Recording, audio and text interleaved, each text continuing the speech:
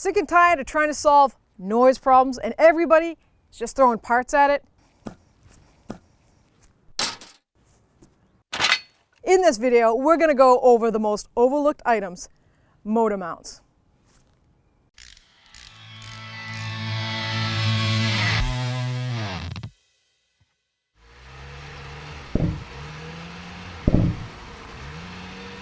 Motor mounts, that's what this is going to be about. And this is a brand new motor mount, and it happens to be this one right here, which is broken and dry rotted. And I'm going to show you how to do a quick test with those. If you have even a jack, you can jack your car up, go underneath the creeper, make sure you put those jack stands down, and use a pry bar if you can't visually see it with someone else helping you. I'm going to show you that one too. But this is available at 1aauto.com. We actually have a lot of motor mounts, whether they're the front, side, transmission mount, we carry them all. And boy, is this pretty, isn't she pretty? Look at that. Nice solid rubber. I can't even move this. And this comes with age. You can see that rubber arm right inside there. It's completely rotted and dry rotted. Now watch what happens when I put the pry bar in there. Now that's just basically me leaning on my pry bar. And the weight of that engine, when you put it in drive or reverse, has so much more torque than that, and it's a lot more twisting. That's going to cause some big noise. So a dry rotted motor mount, not completely broken yet, will actually have texture like this. See that little spot right here? That's rubber in that circle mount, and it's dry rotted. See how it's cracked? That eventually is going to let go, and you're gonna feel what you feel, and that's that banging. So a couple of ways you can check motor mounts is if you have a buddy or a friend, put one person in the car, open the hood, car on the ground, it doesn't need to be jacked up. All you need to do is make sure your foot is on the brake, car running, have the person in the car, put it in reverse, give it gas with the foot on the brake at the same time. Not like matting it, you're not at the races. Just give it a little, and with your foot on, tight on the brake, even with your e-brake on, and watch that mount. It's gonna go like this, because reverse is gonna go, bring the engine torque this way. So if you get minimal, like a normal, what you would feel, it could be normal because it's rubber, so it's gonna stretch. And then put it in drive.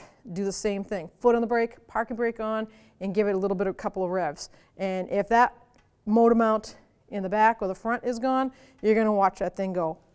Those mounts are mounted on the side. This is a transverse engine, so it's mounted this way. So it's going to rock like a cradle. You got to mount the front, usually around the radiator support. You got to mount in the back. That's on the side of the transmission, right by the subframe. You got one in the front where the timing chain is, and back one here, usually on the top of the transmission. That's if it's front wheel drive. It kind of can turn that if it's a V8 or V6 in a truck or an SUV, and it's the same way. But those things stop your engine from torquing because it snaps like this when you put it in gear, and it goes backwards when you put it in reverse. So what happens is that rides it nice and smooth so you don't feel any of it. When those rubber bushings go, you put it in reverse, it's going to go boom, and that whole engine's moving, slam. It's going to hit something in there, and you're going to hear a noise. Sometimes you hear like a slight metal sound, like a brrr vibration. Just when you put it in gear, put it in neutral, it goes away. Put it in park, it goes away. Put it in drive, bang, you feel it drive the other way. You might hear that little brrr shudder, and when you accelerate, you might feel like your car's trying to do a wheelie. Well, that's a motor mount, dude, and that's what it does. So I have a lot of new mounts here to show you all about them. These are all from 1aauto, like I said earlier. Boy, this one is for four-wheel drive vehicle.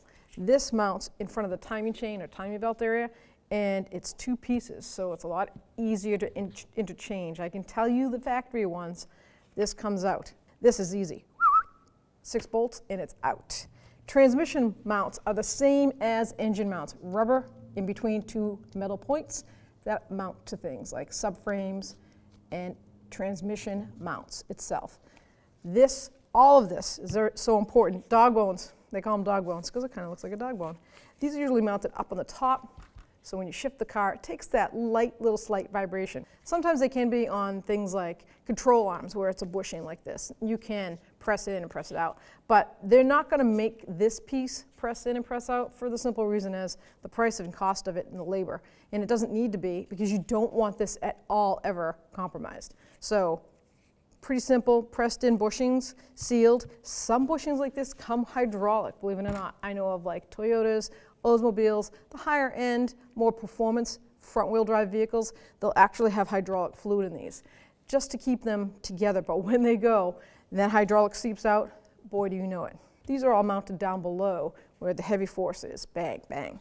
This is just a little torqueness up on the top, and that stops that slight little shudder that you might get when you accelerate or decelerate.